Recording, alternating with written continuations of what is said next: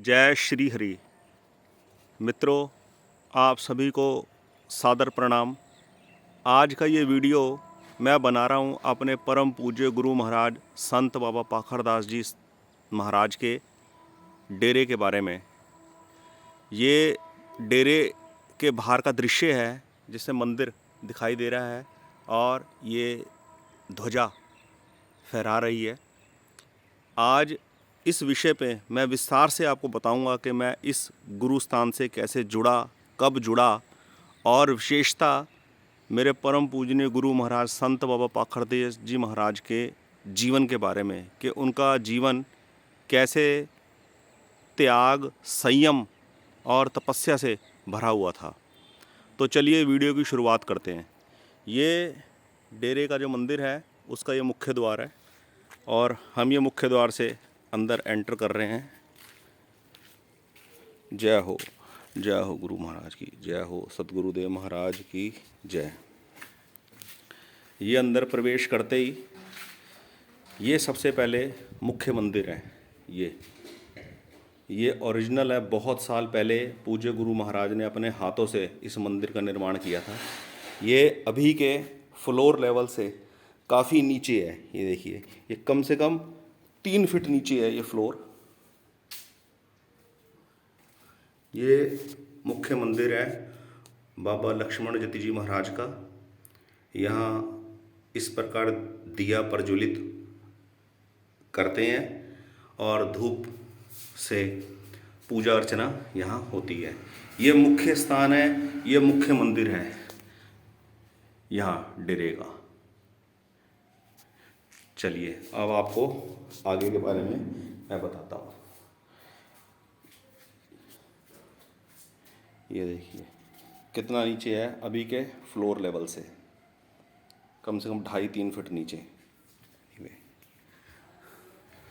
परम पूज्य गुरु महाराज संत बाबा पाखरदास जी महाराज ने अपना जो शरीर त्यागा, वो शरीर छोड़ा, पंचभूतक शरीर, उन्होंने 2 अक्टूबर 2005 को।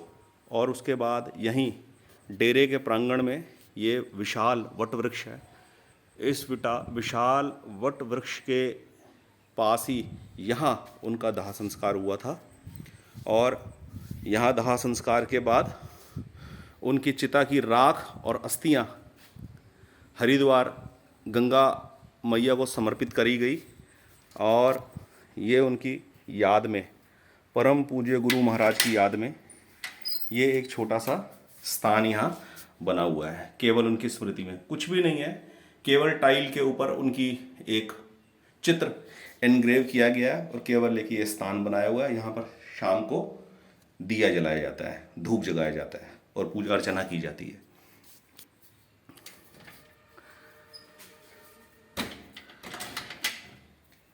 बहुत साल पुरानी कहानी है।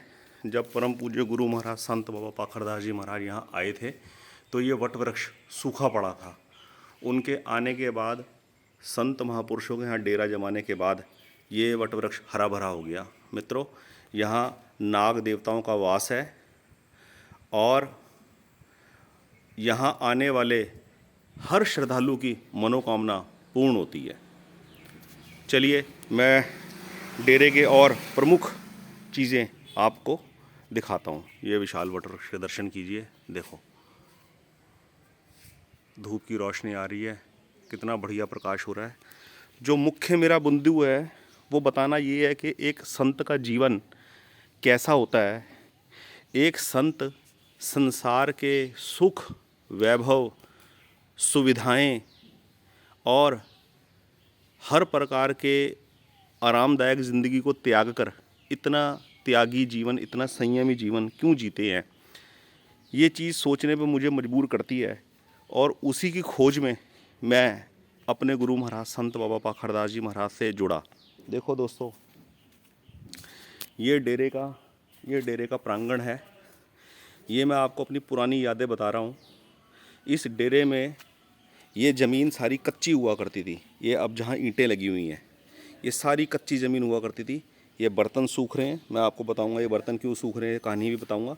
ये सारी डेरे की ज़मीन जितनी थी ये सारी कच्ची हुआ करती थी और यहाँ कई वृक्ष लगा करते थे जिनकी छाया में संत जी बैठा करते थे और अपने प्रवचन करते थे और भगवान नाम महिमा के बारे में अपने श्रद्धालुओं को बताते थे। वो अभी भी यहीं है, शरीर उनका नहीं है पर वो अभी भी यहीं विराजमान है। अब मैं आपको शुरुआत करता हूँ। ये वो स्थान है दोस्तों, डेरे में बहुत साल पुराने। ये जून 1995 की मैं आपको बात बता रहा हूँ। जब मैं पहली बार आया था तो ये यहाँ पर रसोई घर हुआ करता था। ये रसोई घर की शेल्फ्स आज भी लगी हुई हैं। ये देखो, फ्लोर लेवल काफ़ी ऊपर होने की वजह से अब सारा ये सिस्टम थोड़ा सा गड़बड़ा सा गया है, पर कोई बात नहीं। ये देखो, ये रसोई घर हुआ करता था, उसकी शेल्फ्स दिखाई दे रही हैं। और यही बगल में ये बिजली का मीटर अभी लगा है, पहले नहीं था। ये देखो, ये मैं दिखाना चाहता हूँ। ये जो येलो दीवार है, इस कोने से लेकर ये इस कोने तक, ये यहाँ बैठक हुआ करती थी। बैठक, ये इतने पोर्शन में बैठक हुआ करता था। अब तो ये सब पुराना होने की वजह से टूट गया है, क्योंकि कच्चे मकान हुआ करते थे मिट्टी की चिनाई वाले। यहाँ बैठक हुआ करती थी रसोई घर के ठीक बगल में यहाँ पे। और इस बैठक में पूज्य संत जी बैठते थे एक लकड़ी के तख्त के ऊपर, जहाँ वो श्रद्धालुओं से, आने वालों से बातचीत किया करते थे। और यहीं इसी बैठक में से ये एक दरवाज़ा हुआ करता था यहाँ पर, जहाँ पर ये जो ईंटों की दीवार दिखाई दे रही है, ये यहाँ दीवार में से यहाँ जाने के लिए एक दरवाज़ा हुआ करता था। और इस कमरे में एंटर करने के बाद लकड़ी की सीढ़ियों से ऊपर वाले कमरे में जाने की जगह हुआ करती थी, जो उनका ध्यान कक्ष था। ये परम पूज्य गुरु महाराज संत बाबा पाखरदास जी महाराज जी के ध्यान कक्ष की मैं आपको फ़ोटो दिखा रहा हूँ। एक संत, एक महापुरुष के तपस्वी जीवन की ये जो डॉक्यूमेंट्री है दोस्तों, ये बहुत ही कीमती जानकारी है। इसको आप ध्यान से देखिए और वीडियो को अंत तक देखना, तो आप इसका जो सार है वो जान पाओगे। इस ऊपर वाले ध्यान कक्ष में महाराज जी अपना पूरी रात भर ध्यानस्थ रहते थे। ठीक है, इस वीडियो में मैं उनके जो बिस्तर था, उनका जो पलंग था, उसकी भी फ़ोटो डालूँगा और लालटेन वगैरह की भी फ़ोटो डालूँगा, क्योंकि पुराने ज़माने में जब वो यहाँ आए थे तो उस ज़माने में बिजली वगैरह नहीं हुआ करती थी, सुख सुविधाएं नहीं थी। इन दीवारों की सिंपलिसिटी से आप अंदाज़ा लगा सकते हैं कि किस तरीके से संत जी का रहन सहन था।